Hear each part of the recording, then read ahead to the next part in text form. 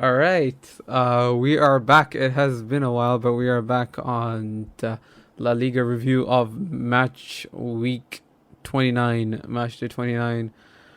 With me, as always, is Abdullah, and I'm Abdul Rehman. So, Abdullah, how are you doing?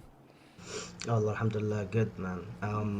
I was so excited for today because it's been 2 weeks because of the international break. So I'm Uh, feeling good that I club hate football is I back. hate international break. I'm feeling really happy. Club football is back. It feels like life restarted again. Honestly. I totally understand that. I can't. I don't know, man. I just can't with international football. Um, just, what's the point of international football? Like, come on. I guess there's still that, you know, love for your national team and stuff like that. Like international football, it's not as big as it used to be back in the day with Brazil, France, and all these Yeah, big nations. That was fun. That was peak international football. Like that was when international football was probably better than club football. But nowadays it's just a hassle. Like every time, international break comes around, every club is worried about their players whether they're going to get injured, and now there's COVID as well. So a player could go, for example, like Mohamed Salah, when you saw after yeah. the Egypt game how he was surrounded by fans I mean, in he the also stadium, and went he to was a trying to. wedding, so that was different. hmm But he was literally trying to dodge people Yeah. after that Egypt game, and it's evident. Like so, the international break right now is just a hassle for clubs and fans. But And you talk about that, right? You talk about like previously there was more love for the international football game. Back then there didn't used to be so many matches either. there wasn't the European Nations League and these new tournaments that they're trying to make, but it was still big. Every national team had its fans behind Yeah, it. They had all their massive players, and back in the day, of course, remember like Brazil, like it wasn't just one player. It was like a multitude of players. There was like players like Thierry Henry, Ronaldo, Ronaldinho, Zidane. So many players, countless those big were the players, and days, countless national definitely. teams. So every time these players gathered on international duty, you were excited because oh my god, I wanted to see these players, play together. But nowadays, it's just nah. They don't play the same for their national team because they not really interested. Yeah, I remember like I think those that grew up watching football in late 90s and early 2000s, the World Cup or the Euros were like a bigger event than Champions League back then. I would say so. Champions League really took off late 2000s. It got really commercialized as well, right, with technology and its advents. But let's move on to La Liga football. You know, Usman Dembele's left foot gives Barcelona 3 points after Oh, after the referee's pocket gives Valladolid's Oscar a red card. hmm First, let's start with the red card because what was that? that was a red. It wasn't. Come on. I How? believe. I really believe it was like the if you watch it Mm, again and you look at the I've watched tackle it and five where it times. was, It's not never but red. honestly, like it was never on the ball though. Like the way the player went in from behind on Dembele, and knowing that it's Dembele as well makes it even more. Like oh no, like you don't Oh, want what? any Like there's tackles near that Dembele. guy. There's Dembele You, tax. Dembele tax, bro. You can't tackle that guy from behind like that. It's a I mean, straight I red. mean, like we went out of Suarez tax to into Dembele tax because like when you touch Suarez, it's like you shot him. But like, oh, No, no, like I like I feel like before that red card, like Dembele was getting the best of like Real Valladolid players. oh He was yeah, getting past one, two, three players. So I think he was beginning to get on their nerves at that point, and I think that's what led to that tackle. Now, did I expect it to be a straight red? No. When initially I saw it, I didn't expect it to be a straight red. But when I saw the replay and I saw how the player really didn't go near the ball and it was from behind, and seeing that he also like made other rough tackles in the game, I was like, you know what, it probably piles up at the end, and but you know how it was a shocking decision. It's a shocking mm, decision because Barca players didn't appeal for it. You know, and the shock on Valladolid players like that was a true shock I mean, because I was I didn't see it clearly at first. I was like, why are they? I thought he already had a yellow. I was like, okay, that makes sense. It's a second yellow. You know, that makes complete sense, right? But then I Mm-hmm. saw it was a straight red. That was a straight, yeah. I was like, I don't think that's a straight red. I don't think when he's got two, three more defenders to run at him.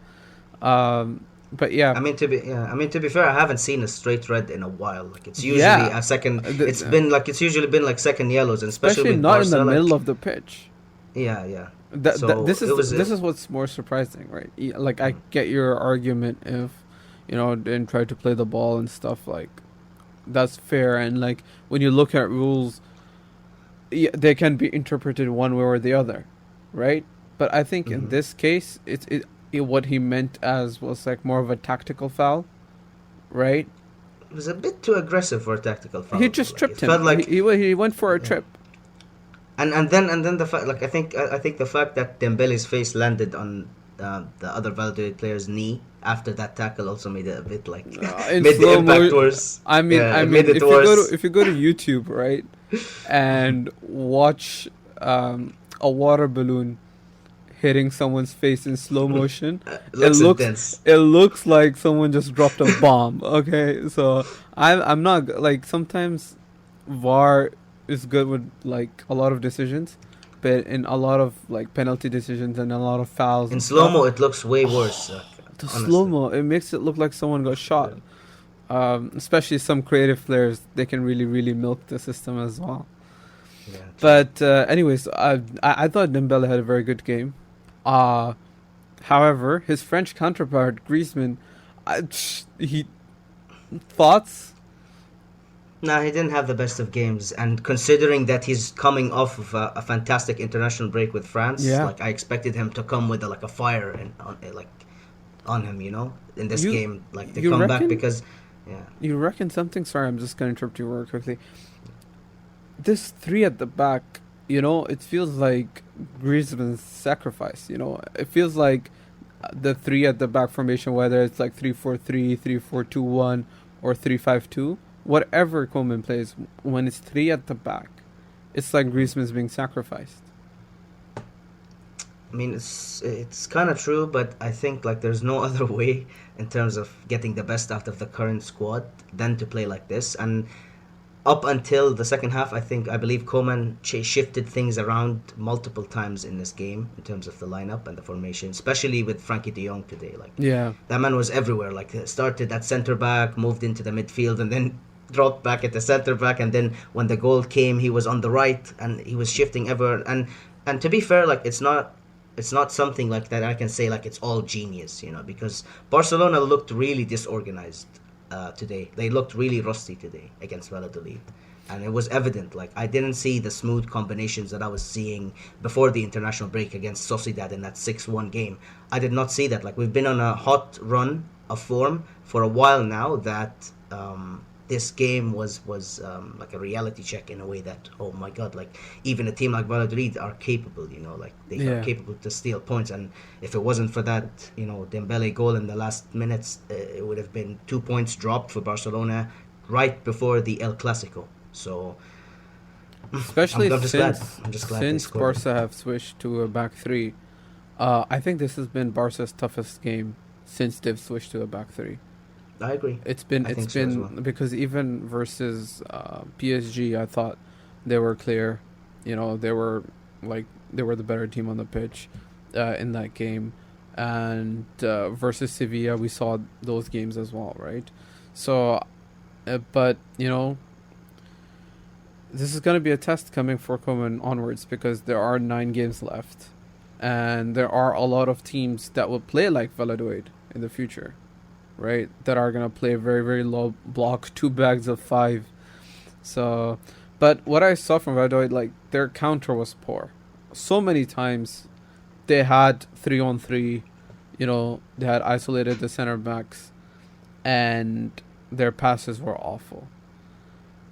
I think Barca really were like let off the hook. So if that happens in the El Clasico or one of the bigger games, that would be very interesting to see. But that definitely spices up El Clasico for next week with Atletico losing points. But before we just get into there, is there anything else you want to add on the Barcelona game? No, I just thought I'd like to just add to a point. I thought like De Jong crossing from the right winger position and Araujo also going for the aerial challenge. Then Dembele, who plays mainly as a right winger or a nine, as he's been in this 3-5-2 formation, if you would say, scoring from the left wing position. So Yeah. it might look like the team is players are adapting, but the team did look like really disorganized out there today. And even though they look disorganized today, you can take positives out of that game. And those positives are that those players were willing to go beyond their mere, positions and willing to adapt according to the game. And we saw that today. De Jong started in the center back position, moved to midfield, came back, and then Koeman realized that it's not working, so he took off Griezmann, Busquets, and changed things up with Elias Moriba, and later on in the 87th minute, Ricky Puig, who almost Poor created guy, a few man. chances. I feel bad him. for him, man. I He feel got like 3 minutes today. Yeah, 3 more than last game. I saw him warming up even before Elias Moriba, and I thought, Puig is warming up. Koeman must be desperate. He needs that goal. I feel like and then, at this stage it's more of an ego game as well. Like I feel like at this stage Coleman knows he got it wrong. It's just that he's trying his best not to make it show. just to keep him alive, just to keep him alive. Yeah, Dip just him to in be water, like, yeah, leave of it- course dip- we don't need him, but like, yeah, But no, like I just admired the hunger and the will to win today more than like the strategy or playing better today. I feel like Yeah. today we grinded out the win, and the players kept fighting until the last minute. I love that after the 70th minute, I think we started suffocating Valladolid more and more around the box with players pushing high up the pitch. And I saw like multiple chances today. Like Pedri could have scored in that first half. I remember that pass he almost sent to Messi, and then that shot he took, which Messi, who had a fantastic game today, by Oh, the yeah, way, for sure. faced. Valladolid faced a total of 25 shots today against Barcelona, and the shots on target were obviously just 10. Possession was 68 possession today for Barcelona. So it might look on paper that Barcelona, were having the best game of their lives, but that's not the case. I mean, many of those chances were right at Masip. But to be fair, Masip, who is a Barcelona academy player, by the way, the goalkeeper, he had a fantastic game today, and yeah, it was pretty it good. looked like- And I thought it was unfortunate to concede that Dembele shot as well, because No, he actually not got like true. a leg to it as well. And if that had happened in the 60th or 50th minute, he had face shots like that which he had saved. And even the defender who jumped up with Araujo, who headed it to Dembele, he also was a little unfortunate as well. Like he tried to get in on it. So fair credit to Valladolid. I mean, they held us up until the 88th minute, and I legit after that Dembele miss and that Griezmann header also that went wide. Yeah. I almost lost hope. I thought it was one of those games where Barcelona is going to just try to create chances and they're not going to score. It's going to be a 0-0. And, we were thinking ahead, we're going to win, let's win 9 games. We can draw 1 game out of the next 9 games. We'll win the next 9. And then first game back, it's Valladolid, and we barely scrapped past, we barely scrapped past them in the last minute. So I think this is a good reality check for Koeman, especially before the Classico. I'm glad we didn't drop the points, but I think there's massive lessons to be learned from this game heading into the Classico. And Real Madrid also have a lot to look at this current Barcelona Yeah. to try and exploit them, especially with the way Zidane has implemented his new lineup and his new style of play. We've discussed this before. Zizou's new style of play is just play like a mid-table team, but get the results of a top-table team, and it's been working so far because he's just milking out what's left of a very old guard, and it's been working so far. But before we get into that, the sad incidents of racism in football continue, and this week, La Liga, in fact, Valencia's Diakhaby, if I'm pronouncing that. Mukhtar Diabakhabi. Yeah, he was the victim. And Valencia took a stand and, took their players off. Yeah. But due to the pressure and everything, they had to go back on. Pressure of losing the game. Yeah. Of Which 3 they ended up points. losing anyways. Car- Which they ended up losing oh anyways. man, I mean, So like, and he was, and Mukhtar was substituted. he left and he apparently told his teammates to continue the game or something like that. Well, in all fairness, Valencia have, you know, like tweeted a lot and publicly backed him a lot, and there's gonna be an investigation, a thorough investigation behind it. The alleged Kala says, I have nothing to hide. I'm calm. It's presumptuous. Uh, you know, like if I'm innocent until proven guilty, which doesn't sound too great for Mhm. someone to And say. especially, yeah, true. And especially though, I think the club Cadiz are also backing the player and saying that we trust all the Of staff, all the course, players in our team of telling the course. truth. So, I mean, don't we remember Liverpool and Suarez? oh yeah, What do you mean? oh Like yeah. 6 years later, one of the Cadiz players will be coming on? Like I don't know. But Um, I thought, 6 years later we'd have gotten past that point of yeah, clubs, supporting it. But anyways, like it was honestly disgusting to see, like, and it's been happening more than once this season, and I'm not sure why there's been this surge of incidents, like even in the Europa League with Slavia Prague and other yeah. games That as well. was Like just there's awful. many incidents, and it's honestly disgusting that the shit still happens in 2021. Like honestly. Um, I don't understand like the motivation behind it on the pitch. Like there's so many other ways to get into the head of your opponent on the pitch or wherever you are in MMA or boxing, whatever. You're trying to psychologically get into the head of your opponent to try to affect them and gain an advantage. There's so many ways, so many Yeah, things to use, but racism I feel like is, I mean, it doesn't do anyone justice. Like it hurts the player, and of course, when that player gets caught, you're gonna get wrecked. Your club is gonna get wrecked. The fans could get punished. Like there's so many things that could happen, like for something so minimal. Like what is the gain behind it? Like what is the point behind it? Especially with instant player going and whispering things into another player's ear. So he's obviously making an attempt to hide it from the public in the first place. Like it's disgusting to see, honestly, and I just I hate that this shit happens in the sport that I fell in love with as a child. Like I hate that this happens in football, and it it's a happened dark in like stain. It almost will always all of be them. Yeah,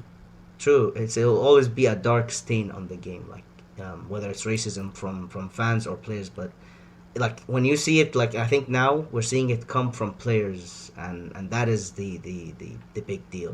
Before it used to be fans that used to chant Nazi slogans and racist chants and other things. And you know in terms of looking at fans, you'd say, okay, like there's a lot of fans, there's gonna be bad apples between them, and punish those bad apples. Ban that fan from the stadium, for example, if they do something racist or something like that. But coming from professional footballers towards another professional footballer on the pitch, I think that adds to like the shock value of like what's happening. It adds to it, I feel. So yeah. I'm just surprised that it's coming from professional footballers, and it's Do you disgusting to think? see. Like I've discussed with some of my colleagues on this channel. After an incident occurred, like in the beginning of the season, the where we talked about no to racism and everything. But do you feel like this is just something new, or this is something that's always been there, but now that there is a voice for these guys, now there's like a backing for these guys, that they're Hmm. coming up and standing up for it and being saying like it's no more. That's a good point. That's a valid point. I don't think this is something new in football. I think this used to happen on a worse scale back when there wasn't cameras everywhere Yeah. and mics to pick up what you're saying around the pitch.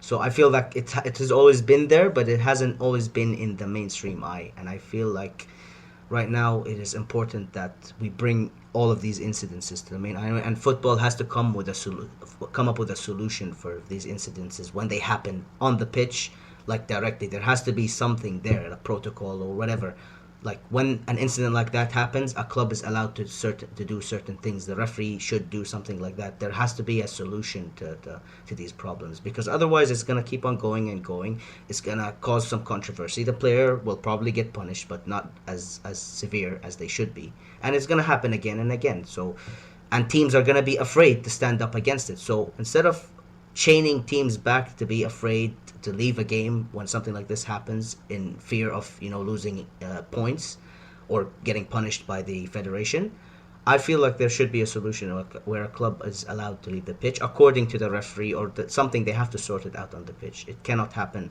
in this way. We cannot have a player like Diakabi today, not today, yesterday, leaving the pitch and then his players continue to play. It's contradictory, and it's bitter to watch, honestly, to see him leave and his teammates come back on the pitch after they walked off in the first place. Yeah, I completely agree with you. And let's hope the decision is expected to be tomorrow, or I think the accused is supposed to be talking to and holding a press conference tomorrow, and then later on this week there'll be more developments on that. Well, moving on to other events that happened this week. An event that I guess we can have some mutual satisfaction between both of us. The only common ground that a Madrid and a Barca fan would probably, share their cup of tea on it, is Atletico losing points to Sevilla. But a game full of controversies. A penalty given and should have been retaken, should have not been retaken. A penalty incident not given in the build-up of Sevilla's goal, right? And all-round dubious refereeing. It was on both sides, by the way. So welcome to La Liga. Yeah. So this can't be football. It's got to be something else. Definitely, a cat blowing the whistle there, just randomly wherever players falling over and whatnot. But yeah, let's talk about Atleti. They've lost a lot of points recently, and they have a tough run in. They're still yet to face Barcelona as well. They're out. I don't think they're gonna win that anymore. I think it's Barca's race now. I genuinely think they can't win it. We have to watch their next game against Real Betis away from home without Suarez. That is going to be a crucial decider in terms of whether Atletico can pick up the form again and fight for the title, or are they going to fold and leave the league to Real and Barca? Because let's be honest, Real are still in it. They're still managing wins, man. I feel they're like still in there, and I feel like the Classico I feel the upcoming Classico, it's massive. It's more open than ever, honestly. I would like to feel confident coming into it that Barcelona are the favorites, but Real are also no joke. And especially with the recent adaptations that Zinedine Zidane has done to the team as well. And the resurgence of Marco Asensio as well. That's another. I wouldn't call it resurgence. Yeah, sure, he gets those goals, but oh my days, he has just before the Classico. Come on, man. I mean, Asensio's a special figure, because he gets goals. He scored over the weekend as well against Eibar, and he played well, and he's been playing well at times. But then, he was also playing well in the beginning of the season, and then he had a 15-game dead streak. Just half the season, where he was just bang average. So there's a lot to be said about Marco Asensio. At some days, he's got a touch of gold, and other days it's just, lead. It's just useless and heavy. So Copper. Copper is still more precious, I would say. Yeah, copper is useful at least. Yeah, it was just lead, just poisonous lead. But Atletico losing points is very interesting with, them being out of all competitions too. So I thought them being out of Champions League, them being out of all competitions except for League, is that they were going to throw all eggs into this basket, but this basket has already, like, cracked eggs in them by the looks of it. This chicken doesn't give birth. This chicken doesn't give birth. It has stopped. There's no more eggs left. And in it's the a Atletico Madrid team. it's a very expensive farmer or chicken, Diego Simeone. He gets he's the most well-paid coach in the world by far. Mm-hmm. So How much does he take? 40 million per year. A year? Mm-hmm. 44 or 43 million per year. That's some top class player. I mean, it's ridiculous wages, but if you look at what Simeone's accomplished for them, what has he accomplished? Now he's really brought the team. Okay, he's lost finals in the Champions League. Okay, he hasn't won much league titles, but Atletico Madrid wasn't that team before he came. Oh yeah, they weren't that team in the top I four. agree. They were a massive, max top 7, top 6 team. They'd sneak into they were the top 5 in the sometimes. European spots. Yeah. Yeah, and the Europa League spots. Yeah, Europa League. They won Europa Leagues. Yeah. Mm-hmm. So, honestly, Simeone, looking at him right now, I feel like the past 3 years feels like, he's gone beyond, his time at Atletico. I feel like the past 3 years have been, a repetition of their constant failures that they've been haunted by in his tenure. So, do you feel like Simeone has stayed too long at Atletico? Do you feel like it's maybe time for him to leave? Okay, so there was this time, a couple years back when he was, I think it was 2018 or something, when his contract was being negotiated, when he got this, mm-hmm. I think 3 years ago. Yeah, when he got the 44 million per year package, right? And they threw the checkbook at him. Yeah, that's when a lot of signings were made as well, right? And money has been spent in this Atletico team as well. They signed that Colombian. I don't remember his name right now. And then they signed Lamar. They've signed a lot of people for a lot of money.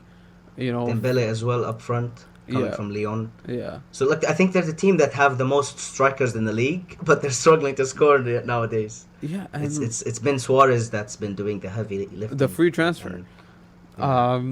So they've really spent a lot of money in this team.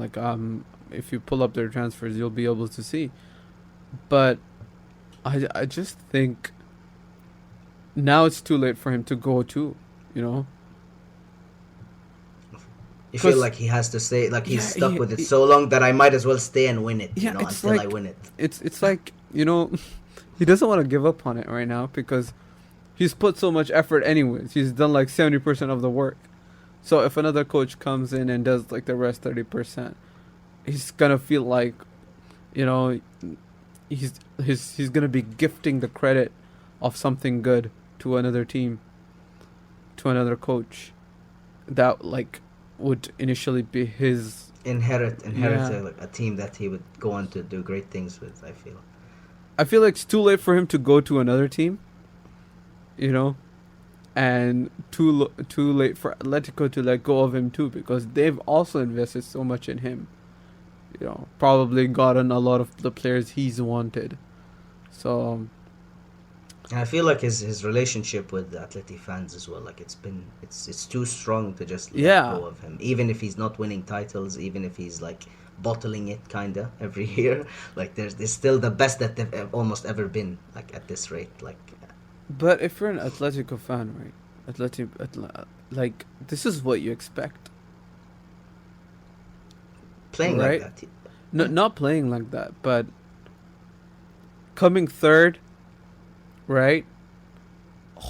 Just challenging for the title, challenging for the Champions League. That is your expectation. Winning is not your expectation. I mean, I don't think that's true though. I think it's true. I think it's challenging is the expectation. Of course, winning is the bonus. Now I feel like winning is what they want, but challenging is the must. We have to challenge. That's it. But the winning is what they want every season. Because they can't. I feel like a club like Atletico Madrid at this point is not a mid-table club. They're not. They're not mid. They're a regular top 3. This point, after reaching 2 finals and after reaching this far, if you look at Simeone's tenure and you look at how few these trophies are compared to how much they've been in the main scene. Yeah. Like they've always been in the later stages. Uh, it looks like an underwhelming, in terms of trophies, because now Atleti are in that top three, and if they actually got their shit together this season, they could have probably stayed up there, and the league would have been dead by now if they didn't have that bad Yeah. run of form that they had. I mean, if it So, weren't for Levante, right? if it were Levante literally took their soul in 1 week, 2 wins, Uh, beautiful, beautiful. That was beautiful, honestly. no, what I mean by like my comment on they're not expected to win is that I feel like Atletico fans. I'm not talking about Atleti players. Of course, if you're a player, you're a professional, you're gonna give it your all. But like Atletico fans, they just know that Barcelona, Real Madrid are just gonna be better. There's a historical context. These guys have been bullying them for like hundreds of years. True. You gotta put it into like perspective. So now, just the fact Uh, that they have hope that they can challenge is enough. They just want that hope, like, oh, we're in it too. So like it's now a big three instead of a big two. mhm. I I feel feel like I see the point in what you're trying to say, and I feel like Atletico fans are like, they will accept less than, let's say, me and you as yeah, Barca and Real fans. We come in every season, like, if we don't battle for all three competitions, like, it's not a there's, good season. yeah, Like, we have to aim to win all of them. Like, it's not messing about. But I feel Atletico is like, you know what? If we give it a shot this year and we reach the final, I'd like to see us win. But if we don't win, we actually gave it a shot. We're still top teams in Spain. We're still exactly, ranking in the revenue. yeah, We're still gonna, be attractive for players around Europe to come to the club.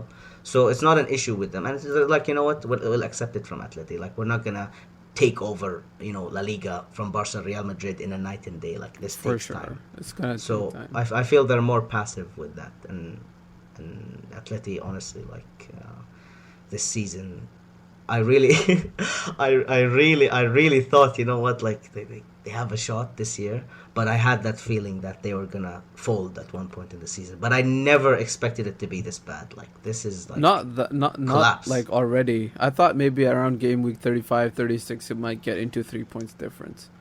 But It one feels like point, it feels like they bottled on purpose to, like, for some betting, shady business going around in the betting, to get the league back at the same point, and now, the bettors can put their they money now back because they're they close. put all their money with Barcelona or Madrid. No, I mean, like, Atletico, Real, Barca, now they're like 3 points away from each other in total. Yeah. Like, they're so close. They've never been this close. I think in the past few years, like, this is the No, and closest they the title haven't. race has been I feel in a like long time. to 2014, when like Atleti won it last time, Hmm. right? I thought that was slightly close, but at that point, I think Madrid were like 5 points behind, or like so.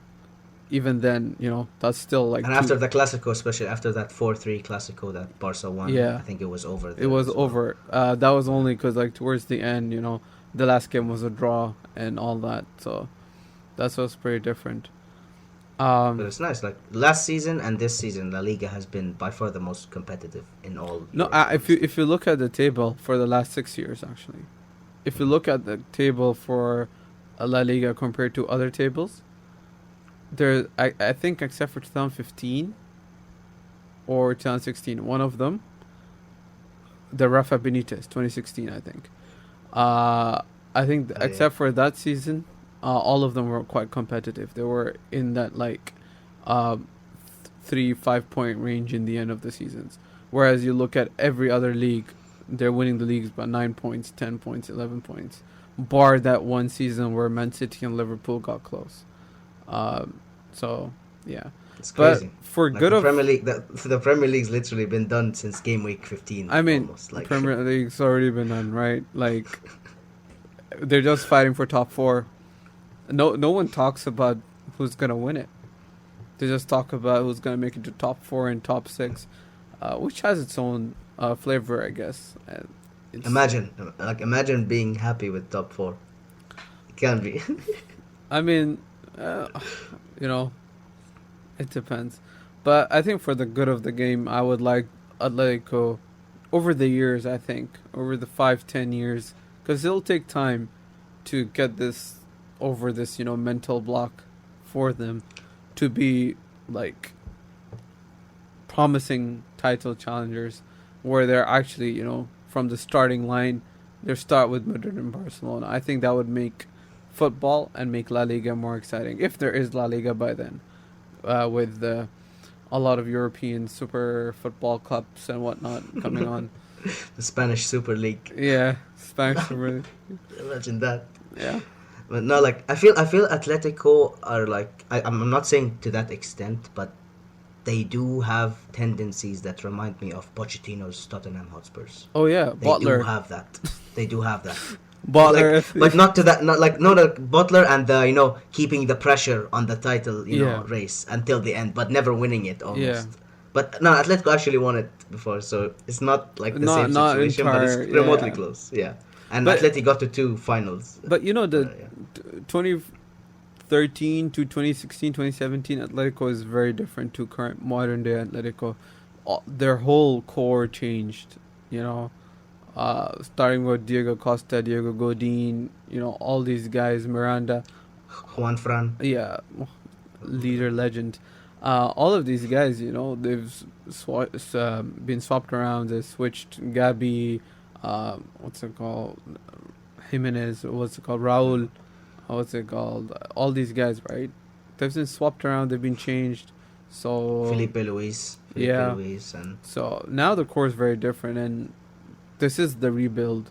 So we thought that maybe they could challenge this year. They're still in it, unless if something miraculous happened. I don't know. Maybe after a draw in El Clasico and Atletico pulling 4 points clear again. Who knows? So it'll be very interesting to see in that regard. Talking about keep going, who keeps going? The best club ever to play football. Oi. We gotta win again. We are old, rusty, but we keep going. Nah, Zidane keeps pulling black magic out of his hat, man. You know what I've been thinking, right? Like, how you said that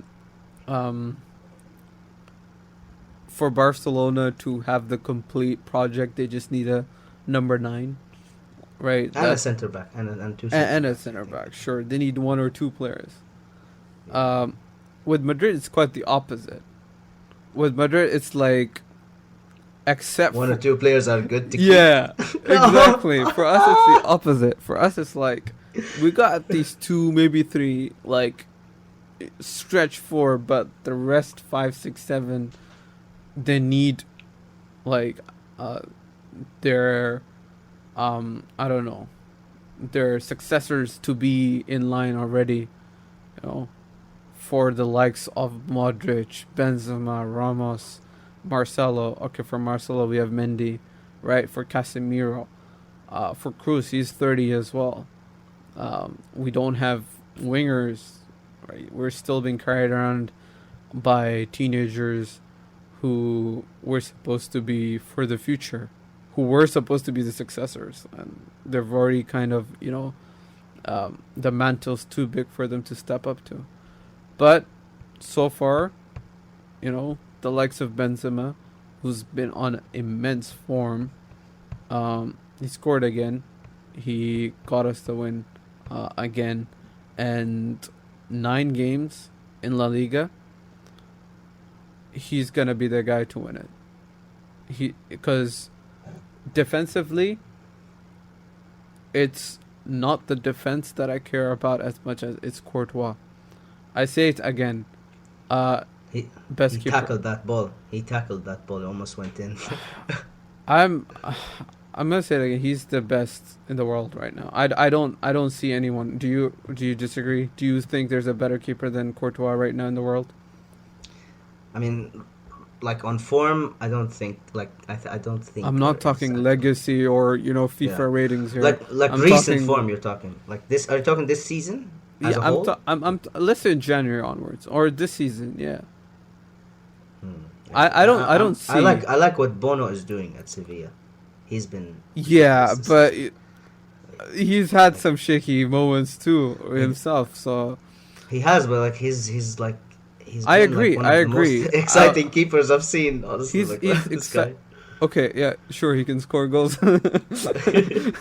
but just on like goalkeeping levels, as Courtois goes under the radar so much, especially because of all the mistakes that like Madrid's defense concedes, with Ramos being out of it. It just goes Hmm. so under the radar that like Courtois is just coming up and saving us time and time again. I think in the last 5-6 games, he's won at least 1 or 2 points each game for us, just because of him being him. I think he's immense. So him at the back and Benzema at the front. Karim Mustafa Benzema, as long as he keeps providing those goals, that's gonna be good enough. The rest of the guys, Cruz, he was also again outstanding, and he will be a big. Um, I'm really excited for the De Jong Cruz matchup, because I feel like De Oh. Jong's gonna start in midfield in El Clasico. Hmm. So I feel like that's gonna be great, because those two guys are on the top of their game right now. De They're Jong's mad. De Jong's on insane form again. Who hasn't been on that good of a form in El Clasicos previously? He hasn't had a great El Clasico so far since his True. debut. So this might be the first time where I'm, as a football fan, I'm excited to see that matchup. As a Madrid fan, I hope he has a bad game. I hope Cruz smashes him. But You wanted him suspended today. He was on one yellow. I don't care about him. I wanted Messi suspended. Let's be honest. Oh, I don't oh man. care. Imagine though. Imagine. With De Jong's nothing. He's peanuts. No, but no. No, but no, De Jong is like our second most important player. So like, Yeah, if he but got a I yellow would today, I would then be more glad if the first most important player wasn't playing in the Classico. who Braithwaite? He's probably gonna come off the bench. Oh, you better wait, bro. Don't. You're never safe with Braithwaite on the bench. So moving on to El Clasico quickly. What's your ideal starting lineup for Barcelona, of course? Tough one.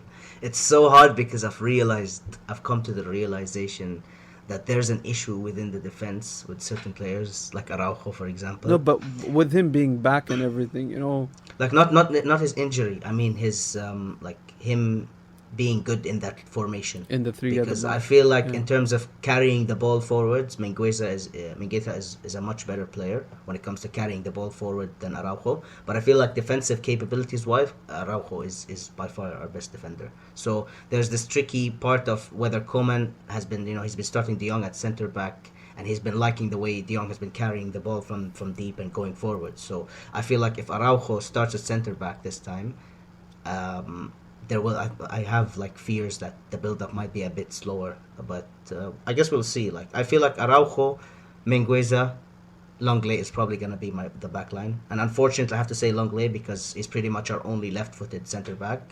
Umtiti doesn't count, so yeah, um, probably with that like Longley, Araujo, Mingueza, Dest, Alba, That's the De key thing. Jong, yeah, De Jong and Pedri, De Jong, Pedri, Busquets. I'm not sure what's gonna happen. It's a tricky situation for Koeman. Like I would not like to see De Jong at centre back against Madrid. I feel like that's too risky to go with, even though it's been working. I want him in the midfield, but Busquets has been amazing, and so has De Jong, and so has Pedri. So I'm not sure who is gonna be dropped to My guess accommodate. would be Pedri would be dropped. Like You think it's uh, Pedri dropped in the Classico yeah, it's more straightforward. Big game. or Griezmann? You go with experience. It's always Like the case. Dembele will start 100%, I think, against Real. Messi will start, but it's between Griezmann and Pedri. If we're starting De Jong in the midfield, him and Busquets, it's either Griezmann or Pedri for that spot in the Well, midfield, and I feel it. I don't think Koeman would go with one central midfielder. Hmm. I True. think that would leave a lot of gaps right in the middle of the park, and I would imagine Griezmann will be benched. Hmm.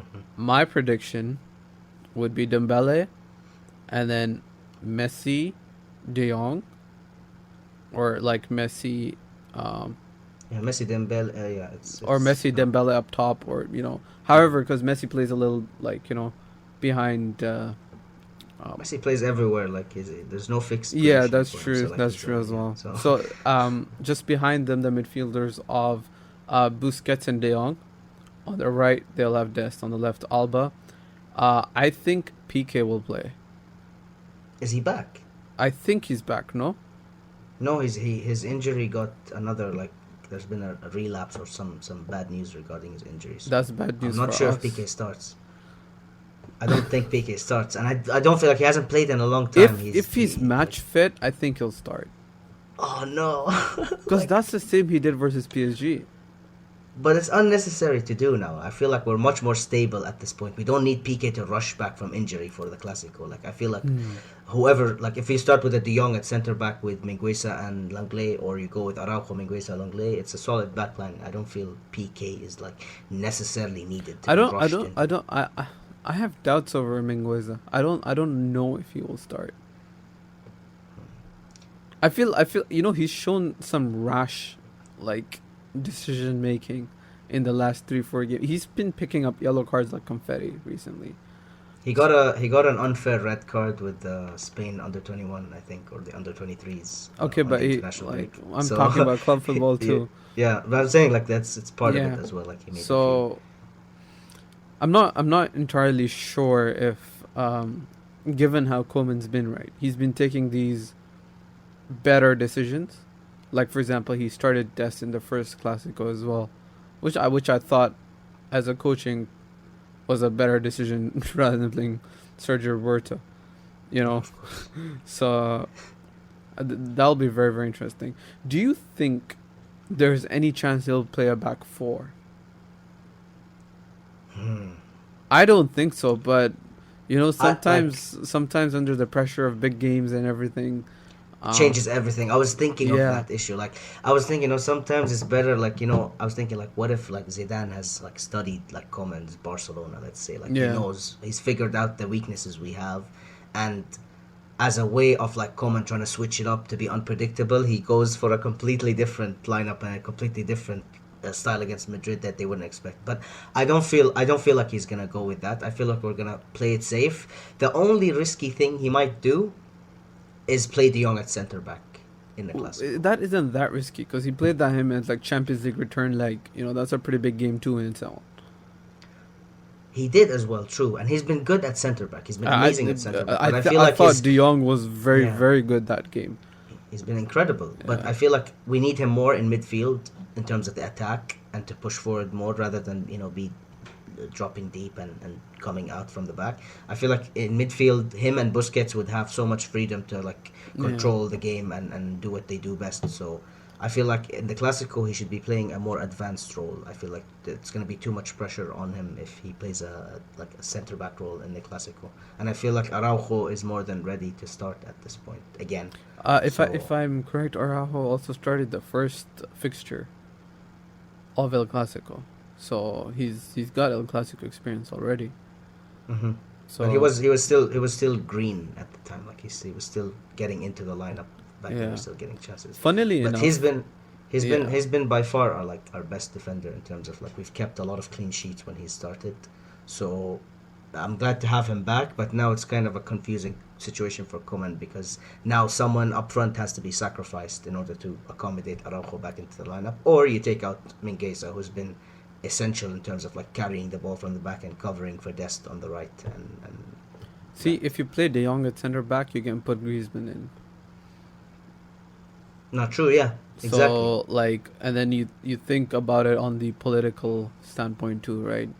How you've spent so much money, you've invested in players. This is the kind of press that's attracted right after the game, like last season when Griezmann played 5 minutes against Atletico, uh, in the loss or the draw, and uh, the coach His, got like his, very bad press, like his Griezmann's dad came out or his uncle, his dad, someone. yeah. So in this type of games, these kind of like backlashes happen. So it'll be interesting to see what happens. Um, Interesting enough, Zizou's also been playing a back three here and there. you know. I told you. I So, pitched it a while back. I said they might have to be forced. I think everyone's gonna end up playing the back three. you know, I swear.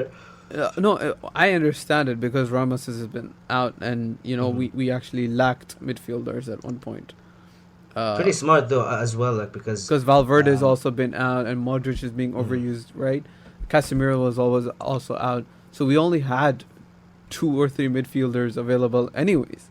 So we didn't really have a choice at that point, and playing with 3-5-2 also gave the diamond role to Isco to roam into as well. So it And he was, wouldn't have to do as much defending as yeah, well. Same thing with Marcelo, who also like finally got a good game as a starter. yeah, Finally, he because was he pretty was good allowed too. to push, to bump forward, and attack as much as he wants now with Mendy covering for him. So pretty So like it took a while for Zidane to figure. yeah, Valverde is back, so that is something optimistic of sorts for us. You Hmm. know that we'll have some runners, some fit midfielders, someone below the age of 25 on the bench. Uh, except for Marvin Park and Hugo Duro, of course. Like, with all due respect to them. Uh, but yeah, um, Lucas Vasquez is probably at right back, even though Carvajal just made training as well. Uh, Hazard's out, so I guess it'll also all depend after tomorrow's game, because Hmm. it's a big game. It's very energetic, and I think that'll be more taxing to Madrid and advantage Barcelona in that regard. I agree, but I feel like if Real Madrid win their game tomorrow against Liverpool, it has the opposite effect. Like it would take Real Madrid like sky high into the Classico with confidence. I feel like if they manage to take on this recently, returned Liverpool in terms of form. Like Yeah, if they beat that they're Liverpool. just hitting form in the right Hmm. moment too. Hmm. So beating them, I feel, would give them the massive confidence boost they would really need to win the El Clasico, and it's gonna be 3 games of like, I guess, hell for Real Madrid. Like Oh three yeah, for must-win sure. games. It's gonna be like 3 finals in a week and a half almost for Real, like, or 2 weeks. It's gonna be insane. That'll definitely be up there, and keep up with the Two Halves podcast to stay tuned and updated on all matters in the European football, especially in Spanish football and Premier League and the Champions League. Well, with that, Abdullah, would you like to add anything else? Uh, Tough weeks coming ahead, but it's safe to say this has been the most excited I've been for El Clasico in probably 3-4 years now, at least. Wow, that's a long So time. I would like, disagree. Uh, I'm I pretty really excited enjoyed for this one. Mariano Diaz's goal last season. Oh no! So And Vinicius's goal. Oh yeah, man! but Mariano Diaz was better. He hit the ball on the ground and he scored. I can't believe that happened. Like in 10 minutes. In ten Oh minutes, man. yeah. Well, we'll be bringing you hopefully an El Clasico special of sorts on Saturday, and well, subscribe and hit the notification bell to stay updated and be alerted for that very, very exciting content that will be coming your way. And for this podcast, thank you for watching, and let us know what your predictions for El Clasico, for the Real Madrid versus Liverpool tie, and all these other great Champions League matches that are coming up. Let us know in the comment below, and don't forget to like this video and subscribe. So until next time, we'll catch you in the next half.